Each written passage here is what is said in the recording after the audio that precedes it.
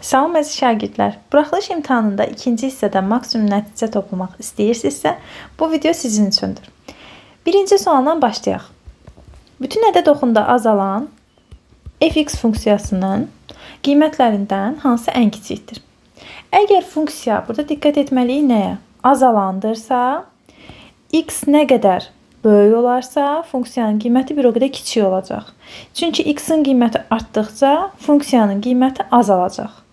Ona görə də f9 ən kiçik olacaq. Bizdən ən böyük soruşsaydı f0 deyəcəkdik. İkinci sualdan davam edirik. Bir çıxılsın sinüs kvadrat alfa, üstəgəl tangens kvadrat alfa vurulsun kosinüs kvadrat alfa. Bu tapşırığı həll etmək üçün biz tangens alfanın düsturunu bilməliyik. Tangens alfa bərabərdir sinüs alfa bölünsün kosinüs alfa. Və digər düsturumuz sinüs kvadratı alfa üstəgəl kosinüs kvadratı alfa bərabərdir 1-ə. Bu düsturları bilirsinizsə tapşırığı yazaq. 1 çıxılsın, elə 1-in yerinə gəlin yazaq. Sinüs kvadratı alfa üstəgəl kosinüs kvadratı alfa. Baxın 1-in yerinə yazdım. Bu 1-in yerinə. Çıxılsın sinüs kvadratı alfa üstəgəl. Tangensin yerinə də yazacağım. Sinüs kvadratı alfa bölünsün kosinüs kvadratı alfa. Deməli, əgər kvadratlandısa, mən də kvadratla açıram düsturu. Vurulsun kosinüs kvadratı alfa. Vurmada kosinüs kvadratları ixtisar gedir. Toplamada sinüs kvadratları alfalar islah gedir. Qalır kosinüs kvadratı alfa üstəgəl sinüs kvadratı alfa. Baxın, bu da elə bu düsturdur. Bizə verəcək 1. Cavab C variantı. Üçüncü sual. Oturacağının sahəsi S oturacaq bərabərdir 12 pi. Hündürlüyü 5 olan konusun həcmini tapın. Konusun həcmini tapmaq üçün siz əvvəlcə həcm düsturunu bilməlisiniz. 3də 1. S oturacaq vurulsun h bərabərdir. Yəni 3də 1 pi r kvadratı vurulsun h. Verilənləri qoyaq yerinə. V bərabərdir 3də 1. Elə bizə S oturacaq verilibdir. 12 pi'dir. Vurulsun. H-ın da qiyməti 5'dir. 3'e ixtisar aparıram. Edəcək 20 pi. E variantı. Sual 4. Y bərabərdir kosinüs kvadratı 3x, sinüs kvadratı 3x funksiyasının əsas dövrünü tapın. Bizim funksiyanın dövrünü tapmağımız üçün əvvəlcə ya kosinüs kvadratını sinüslə ifadə etməlisiniz, ya da sinüs kvadratını kosinüslə ifadə etməlisiniz. Yazıram buradan. Düsturumuz belədir ki, sinüs kvadratı ilə kosinüs kvadratının cəmi bizə 1 verir. Onda mən buradan sinüs kvadrat alfanı tapsam, 1 çıxılsın kosinüs kvadrat alfa olacaq və yaxud kosinüs kvadrat alfanı tapsam, 1 çıxılsın sinüs kvadratı alfa olacaq. İndi y bərabərdir. Mən kosinüs kvadratı 3x-in yerinə 1 çıxılsın sinüs kvadratı 3x yazacağım. 1 çıxılsın sinüs kvadratı 3x. Çıxılsın sinüs kvadratı 3x bərabərdir. 1, deməli, mənfi sinüs kvadratı 3x ilə mənfi sinüs kvadratı 3x, mənfi 2 sinüs kvadratı 3x edəcək. Nəyə görə? Çünki bunların əmsalları mənfi 1'dir. Mənfi 1, mənfi 1 bizə verəcək mənfi 2. Digər qaydamız nədir? Sinüs kvadratı x və yaxud kosinüs kvadratı x, yəni sinüsün və kosinüsün dərəcəsi cüt olarsa, dövrümüz 2 pi bölünsün modulda k'dır. K da x-in əmsalıdır. X-in əmsalıdır. Onda t bərabərdir dövrümüz. X-in əmsalı, baxın x-in əmsalı k'dır. Bizə k lazım idi. 2 pi bölünsün modulda k, yəni modulda 3. O da 2 pi bölünsün 3 edəcək. Cavabımız B variantı. Sual 5. Həcmi 120 kub santimetrə bərabər, V bərabərdir 120. Hündürlüyü 8, H bərabərdir 8. Düz prizmanın oturacağının sahəsini tapın. Nəyi bilməliyik? Demək, bizdən S oturacağı istəyir də. Biz burada düz prizmanın həcm düsturunu bilməliyik. V bərabərdir prizmada. S oturacaq vurulsun H. İndi qoyuruq yerinə. V-nin qiyməti 120'dir. 120 bərabərdir. S oturacaq yoxdur. S oturacaq vurulsun H var. H-ın qiyməti 8'dir. 8. S oturacağı tapıramsa 120'ni bölürəm 8'ə. O da edəcək 15 A variantı. 6. 6 bucaqlı prizmanın 6 bucaqlıdırsa n bərabərdir 6. Neçə təpəsi var? Prizmada təpə sayı düsturu bilməlisiniz. Təpə sayı 2n'dir. Ümumiyyətlə ikinci hissə demək olar ki, düsturlardan ibarətdir. Əgər düsturu bilmirsinizsə, nəticəniz zəif olacaq. 2-ni vururam 6-ya, o da olur 12. Deməli, bu neçə bucaqlı fiqurdursa, n'in yerinə 6 bucaqlıdırsa, n'in yerinə 6 qoyursunuz. 5 bucaqlıdırsa, 5 qoyursunuz. Məsəl üçün sizə kub desə, kub prizmadır axı. Kub prizmadır. Kubun oturacağı nədir? Kubun oturacağı kvadratdır. Yəni bütün üzləri belə deyək də kvadratdır. Üzləri deyək. Üzləri kvadratdır. Kvadrat da neçə bucaqlı fiqurdur? 4 bucaqlı fiqurdur. Məsələn, kubun təpə sayı desə 2-ni burası 4-ə deyəcəksiniz 8. Eyni şəkildə düz bucaqlı parapet də desə, düz bucaqlı parapetin üzləri nədir? Düz bucaqlı. Onda siz nə edəcəksiniz? Yenə n'in yerinə 4 yazacaqsınız. Təpə sayı 8 olacaq. 7. Bucaqlardan hansıları fəzada kəsişən iki düz xətt arasındakı bucaq ola bilməz? Fəzada kəsişən, bax qaydanı bilməlisiniz. Fəzada kəsişən iki düz xətt arasındakı bucaq 0-90 arası olur. Həm 0 ala bilir, həm 90 ala bilir. Ala bilməz 130-u və 100-ü. Cavabımız olacaq və 150'nin. Cavabımız olacaq 2, 4, 5 B variantı. 8. Y bərabərdir 4'də 1 kotangens kvadratı 2x üstəgəl 4 funksiyasının ən kiçik qiymətini tapın. Bilməliyik ki, kotangens kvadratı alfa 0-1 aralığında qiymət alır. Əgər sizə kotangens alfa desə, -1 1 aralığında qiymət alır. Ümumiyyətlə bütün trigonometrik funksiyalarda qiymət aralığı -1 1 qoyacaqsınız. Əgər tək dərəcədirsə, baxın burada dərəcə təkdirsə -1 1 qoyacaqsınız. Dərəcə cütsə 0 1 qoyacaqsınız. Çünki dərəcə cüt olanda mənfini ala bilmir axı. İndi həll etməyə başlayıram. Y bərabərdir 4'də 1 vurulsun. Bunun yerinə 0 qoyacağam. Üstəgəl 4 bərabər olur 4'ə. Bir dəfə də 1 qoyacağam. Bu təbii ki 4/4'də 1 edəcək, daha böyük edəcək. Yəni bizdən kiçiyini soruşur. Kiçik, ən kiçik 4 olacaq. Çünki bu 4 ilə 4/4'də 1 aralığında qiymətlər alır. Ən kiçik 4 alır. Yəni 4'dən başlayaraq qiymət ala bilir bir sözlə. Cavabımız olur B variantı. 9. Y z müstəvisinə nəzərən deyirsə, Y z dəyişmir. Simmetriyadan söhbət gedir. Deməli, müstəvidə x, y, z-dir də. X ilə y dəyişmirsə, y ilə z dəyişmirsə, y z müstəvisinə nəzərən simmetrik deyirsə, deməli x əksinə dəyişəcək. X əksinə dəyişəcək. Bu x-dir, bu y-dir, bu da z-dir. Gəlin x-i biri əksinə dəyişək. -1, digərlərini olduğu kimi yazıram. -1 ilə 5. Cavabımız olacaq -1, -1, 5 C variantı.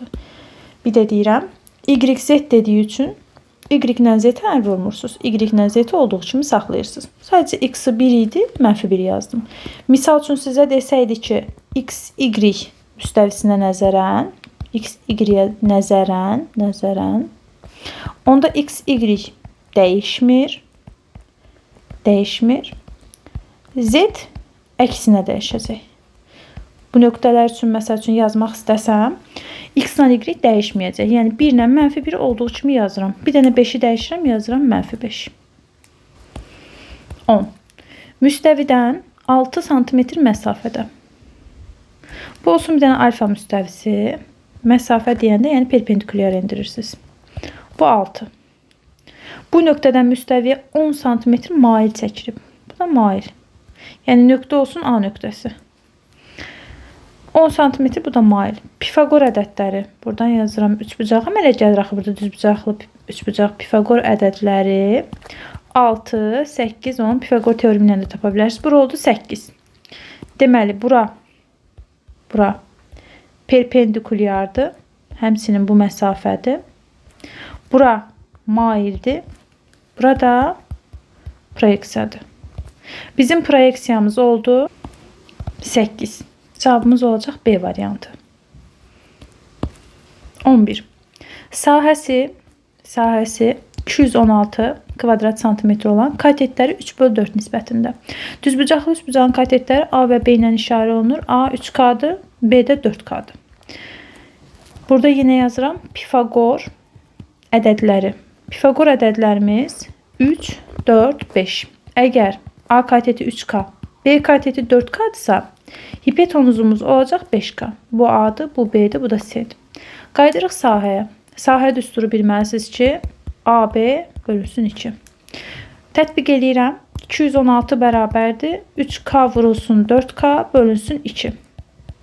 Edəcəkmi? 216 bərabərdir 6K kvadratı. Buradan K kvadratı bərabərdir 36-ya. K'nı tapıram 6. Mənə K lazım idi. K'nı 6 tapandan sonra hipotenuzu burada yazmışam. C hipotenuzdur 5K'dır. 5'i vururam 6'ya. Edəcək 30. C variantı. 12. 81'i 3 üstü göstərək. 81 3 üstü 4'dür. Deməli, əsaslar eynidirsə, qüvvətlər bir-birinə bərabərdir. X üstəgəl Y bərabərdir 4'ə. Bunu yazdıq. X, Y ortaq vuruq çıxarıram. Burada qalır X, burada qalır Y bərabərdir -96. X üstəgəl Y-in yerinə gətirib bu 4'ü yazacağım bura. X, Y vurulsun 4 bərabərdir -96. X, Y bərabərdir -96 bölünsün 4. X, Y bərabərdir -24'ə. Bizdən də X, Y istəyir. X, Y hasili oldu -24. Deməli, əsaslar bərabərdirsə, qüvvətlər də bərabər olur. 13. 13-cü sualda verilən ifadənin ən kiçik qiymətini istəyir. Baxıram ki, burada kosinusun kvadratıdır. Amma burada kosinusdur. Onda mən burada kosinus 2x'i gəlin kosinus kvadratı ilə ifadə edək. Necə?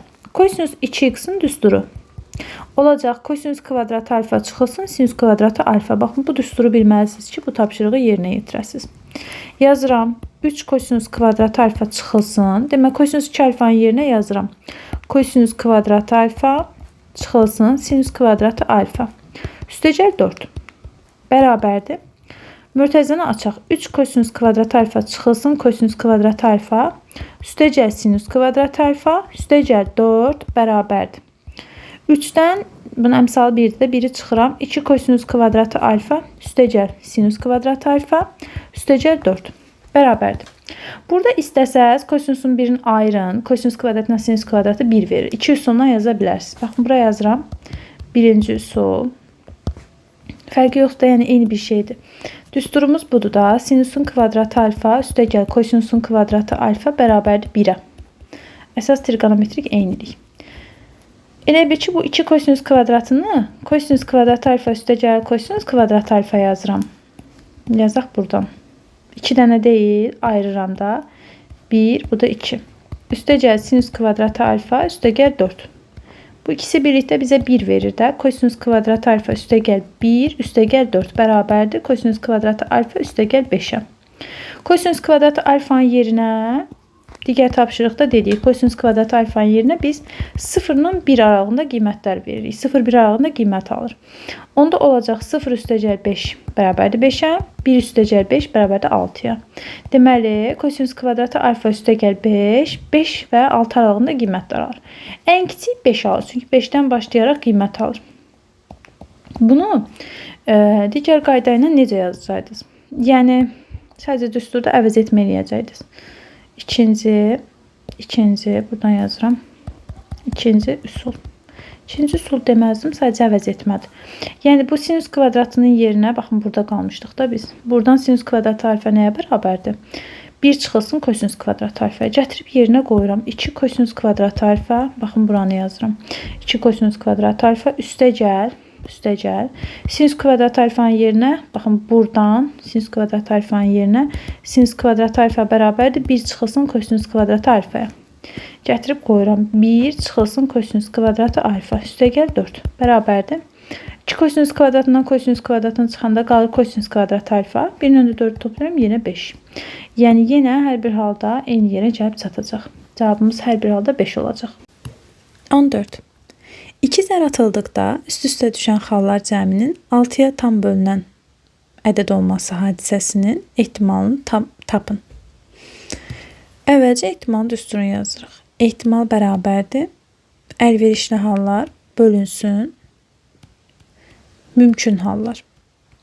Və 2 zər 36 cür düşür. Yəni mümkün hallar olacaq 36. P bərabərdir. Mümkün halları 36 yazıram. İndi əlverişli hallara baxaq. Bir də diqqətlə oxuyuram. Düşən hallar cəminin 6-ya tam bölünən ədəd olması ehtimalı. Düşən halların cəminin 6-ya bölünən olması üçün düşən halların cəmi ola bilər. Cəm ola bilər 6, 12, 18 və s. 6 olması ehtimalını yazıram. 1 ilə 5, 5 ilə 1, daha sonra 2 ilə 4, 4 ilə 2, 3 ilə 3. Başqa 12 olması ehtimalını yaza bilərik. 6 ilə 6. Sayaq. 1, 2, 3, 4, 5, 6.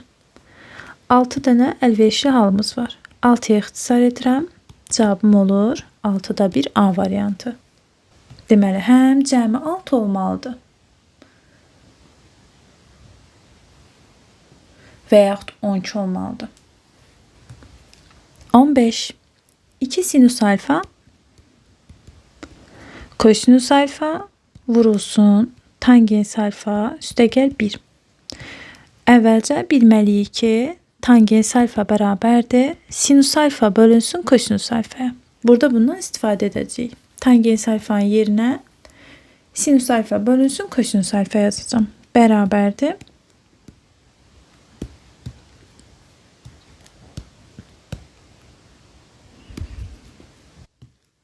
İki sinüs alfa kosinüs alfa, tangens alfanın yerinə yazıram. Sinüs alfa bölünsün kosinüs alfa. Kosinüs alfalar ixtisar gedəcək. Bərabərdir 2 sinüs kvadratı alfa üstəgəl 1. Sinüs kvadratı alfa gördüksə, deməli 0, 1 aralığında qiymətlər alacaq. Həm 0 alır, həm də 1-i.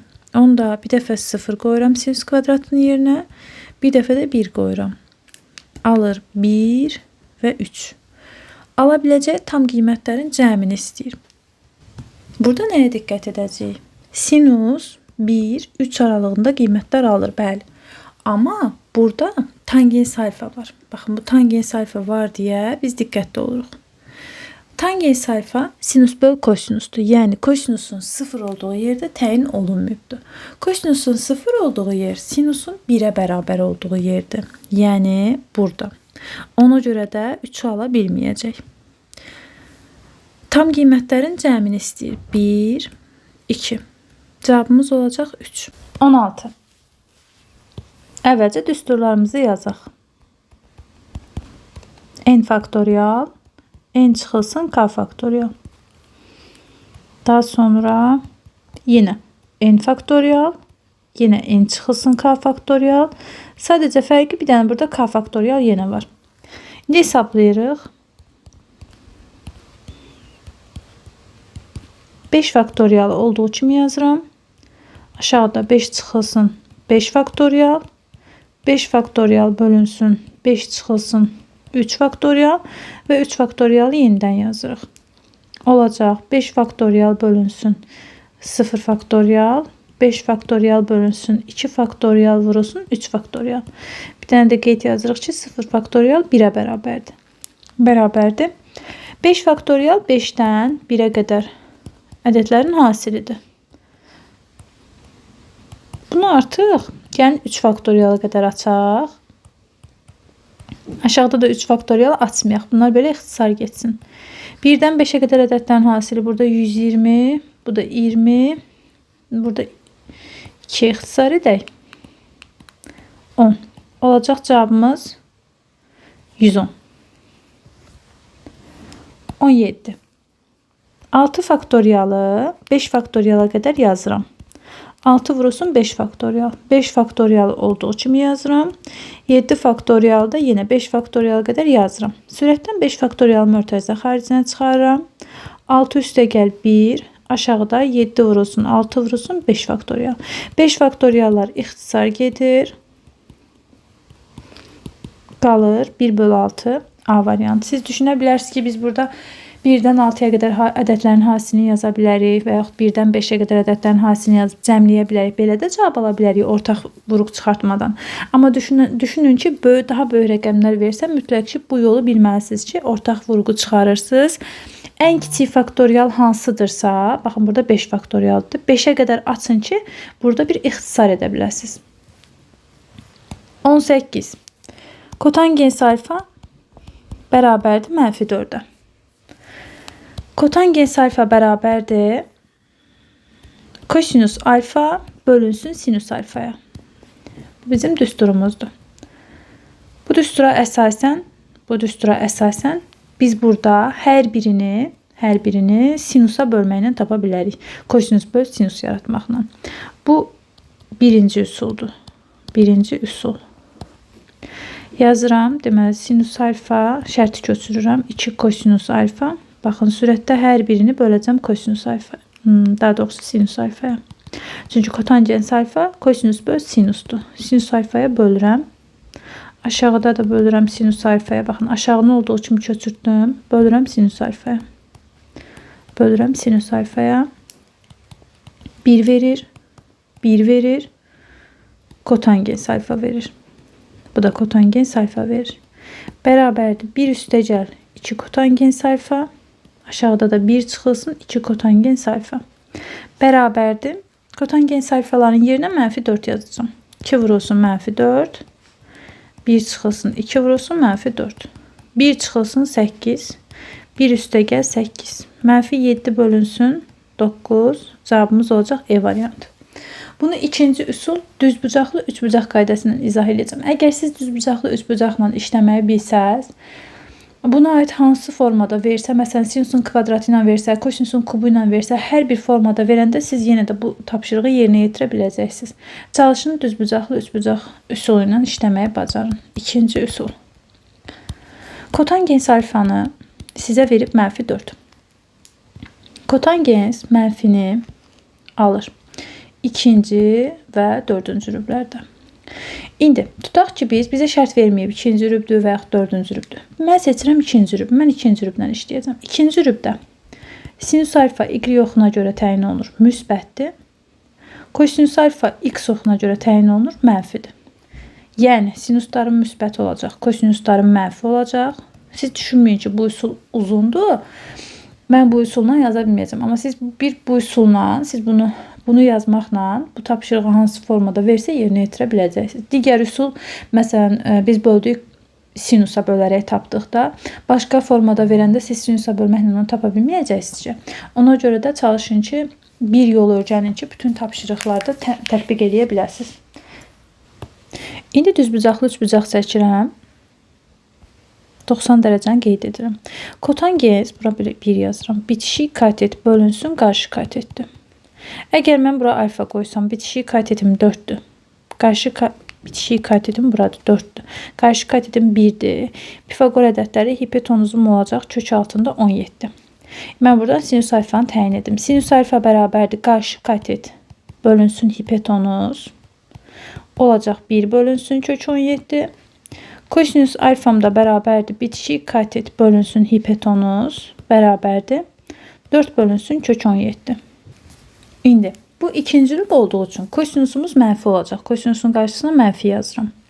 İndi isə tapşırıqda qoyacağım yerinə. Biraz kiçildim. Tapşırıqda bizə verilib sinus alfa, yəni 1 bölünsün kök 17. Üstəgəl 2 vurulsun kosinus alfa, mənfi 4 bölünsün kök 17. Aşağıda da sinus alfa 1 bölünsün kök 17. Çıxılsın 2 vurulsun mənfi 4 bölünsün kök 17. Bərabərdir. 1 bölünsün kök 17. Çıxılsın 8 bölünsün kök 17.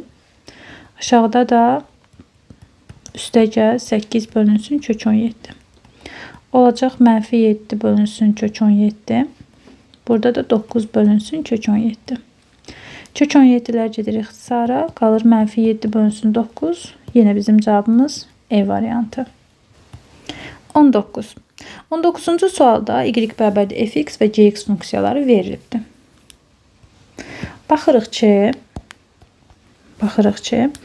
burada kəsişmə nöqtələri var. Baxın, bura kəsişmə nöqtələridir. Yəni, bu deməkdir ki, kəsişmə nöqtələrində y-lər bərabər olur. Funksiyalar kəsişərsə, fx bərabər olur gx-a. İndi, burada x-dan, baxın, bu nöqtədən danışıram. Burada x-dan alıb -1. X bərabərdir -1. Deməli, f -1 bərabər olacaq c -1-ə. Yəni, gx funksiyasını verib. 2x üstəgəl 5 funksiyasıdır. 2 vurulsun -1 üstəgəl 5 bərabərdir 3-ə. F -1 3-dür. Daha sonra burada kəsişib. X-dan 3 alanda. Yəni, f3 bərabərdir c3-ə. O da bərabərdir 2 vurulsun 3 üstəgəl 5 11-ə. Bu da oldu 11. Eyni şəkildə F7-də də baxın 7-də kəsişibdir. Burada x-dan baxın 7 alıbdır. X-dan 7 alıbdır. Olur. Bu da bərabərdir, yəni C7-yə. O da 2 vurulsun 7 üstəgəl 5. 14 ilə 5 toplayıram 19. Bu da olur 19. Deməli, bu da eləyəcək 11. Deməli, buradan nə bildik? Funksiya kəsişərsə, funksiyalar kəsişərsə, x1 bərabərdir x2, y1 bərabərdir y2. Funksiyalar kəsişirsə, x-ların və y-lərin qiyməti bərabərdir bir-birinə. 20. 20-də 3, baxın, buradakı mənfini çıxaram mötərizə xaricinə olur. Sinus kvadratı alfa, kosinus kvadratı alfa. Sinusun kvadratı ilə kosinusun kvadratının cəmi bizə 1 verir. Bu bizim qaydamızdır. Qoyuruq burada yerinə. 3 çıxılsın 1. Cavabımız olacaq 2. D variantı. 21. Kiçik diaqonalı çorbucağının tənböləni olan düzbucaq trapesiya. Düzbucaq trapesiya çəkirəm. Bir bucağı 90 dərəcə olan trapesiya düzbucaq trapesiyadır. Düzbucaq trapesiyanı çəkdim. Kör bucağı buradadır. Kör bucağın tənböləni olan kiçik diaqonal. Diaqonalı çəkirəm. Tənböləni isə bura alfa yazıram. Və bu alfanın çarpazı, baxın, bu alfanın çarpazı buradadır. Nəyə görə adlandırsaq? AD ilə BS bir-birinə paralel olduğu üçün alfanın çarpazı buradadır. Buradan biz başa düşürük ki, bu üçbucaq var, ha, bu ASD üçbucağı bərabər yanlı üçbucaqdır. Görürsünüz, alfa düşdü.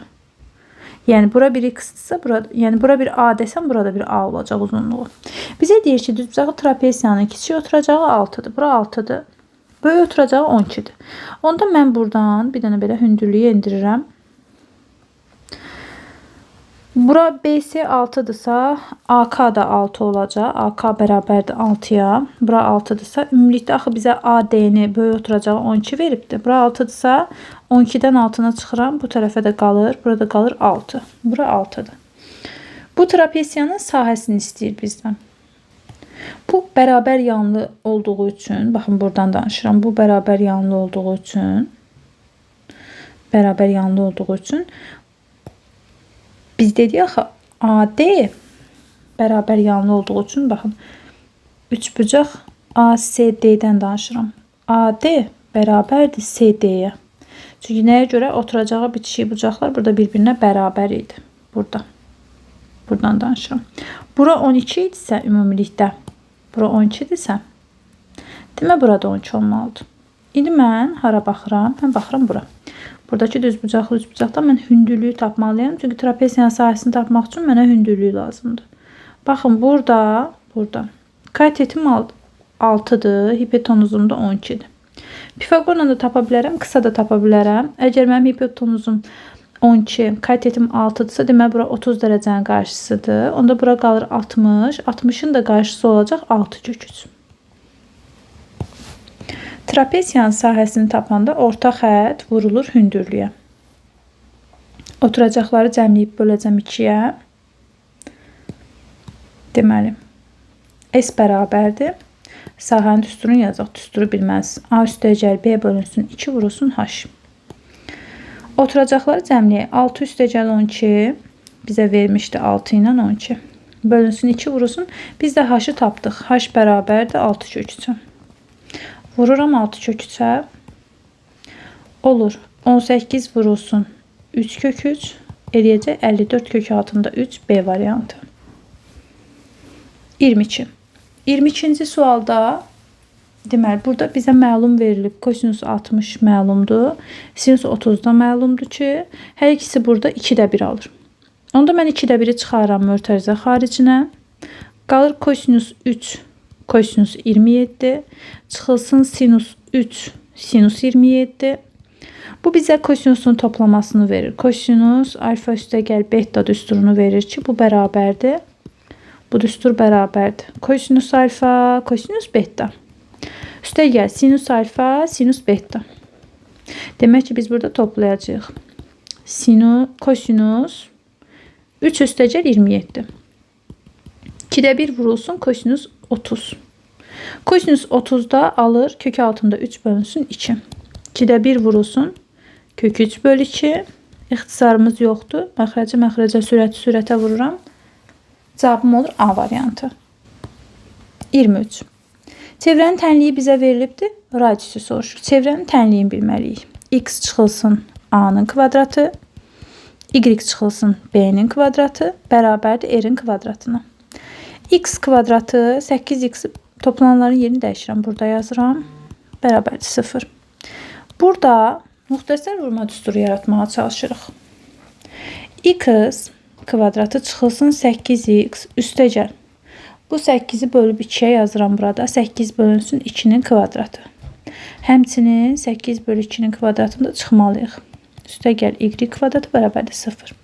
Yəni bu bizə x çıxılsın 4'ün kvadratını verir. Olacaq x çıxılsın 4'ün kvadratı üstəgəl y-in kvadratı. Bu mənfi 4 kvadratını da keçirirəm bura. Olur müsbət 4'ün kvadratı. Buradan da radiusumuz buydu da. Radiusumuz budur. Yəni r kvadratı 4'ün kvadratıdırsa r də olacaq 4. Cavabımız oldu 4.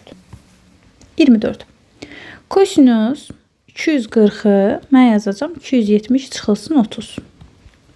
Sonra sinus 330'u mən yazacağım 360 çıxılsın 30. Məxrəcdə də yazıram.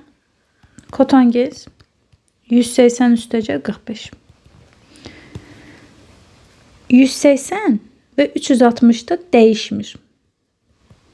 Dəyişmir adını.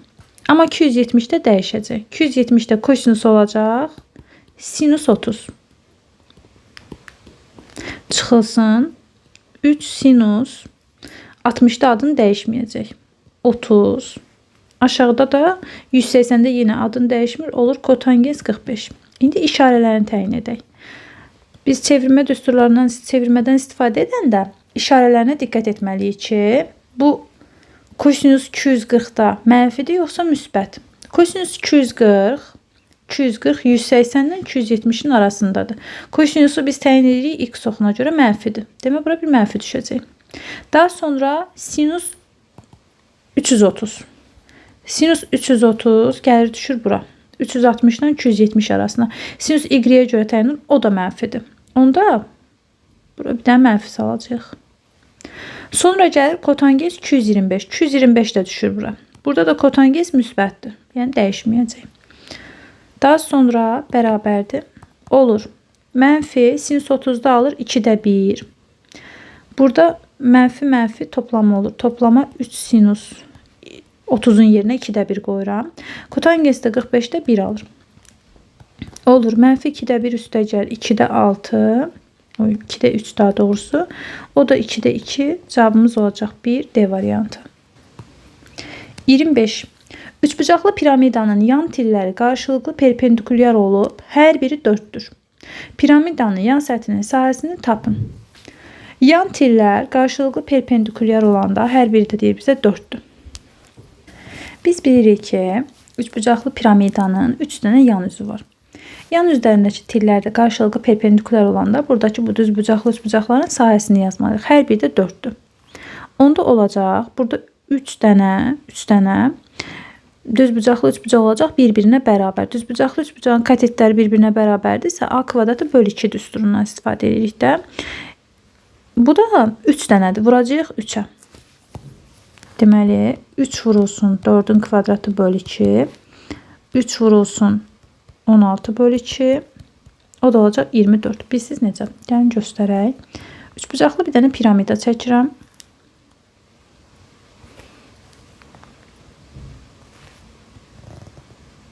Baxın, yan tillərimiz budur. Qırmızı ilə göstərdiyim. Baxın, bir dənə üzündən danışıram. Bu da 4'dür. Bu da 4'dür. Bunlar burada bir-birinə perpendikulyardır. Onda bu düzbucaqlı üçbucaqdır da. Düzbucaqlı üçbucaqdır. 4, 4. Katetləri vurub bir-birinə 2'yə bölmürük. 4 vurulsun 4 bölünsün 2. O da eləyirmi? 8. Digər tərəfdən baxın, bu bir üzünə baxsaq. 4. Burada olacaq 4. Bunlar da qarşılıqlı perpendikulyardır. Bu da 4'dür. Deyir ki, hər biri 4'dür. Onda buranın da sahəsini yazacağım. 4 vurulsun 4 bölünsün 2. Bu da edəcək 8. Bir də bunun bir dənə arxada qalan üzü var. Axı, bu. Arxada qalan. Baxın, bu. Bir də bu. Arxa tərəfdə. Bu da qarşılıqlı perpendikulyardır. Onda o da olacaq. S bərabərdir. 4 vurulsun 4 bölünsün 2. Bu da 8. Baxın, 8, 8, 8. İstəyirsiniz toplayın, istəyirsiniz 3'ə vurun, yenə də olacaq 24. Siz bunu adətən belə öyrənirsiniz də düsturunu. Əgər piramidanın yan tillərini, xətt ölçülərini A, B, C yazsaq, S bərabərdir. Hər bir üzünün sahəsi AB bölü 2, BC bölü 2, AC bölünsün 2'dir. Yan səthinin sahəsi S yan bərabərdir olur. AB üstəgəl BC üstəgəl AC. O məxrəzdəki 2'ni də ortaq vurğu olaraq çıxarıq bu şəkildə. Düstur olaraq belə olur. Suallar bu qədər uşaqlar. Videonu bəyənməyi, kanala abunə olmağı unutmayın. Videonun ikinci hissəsində görüşənədək.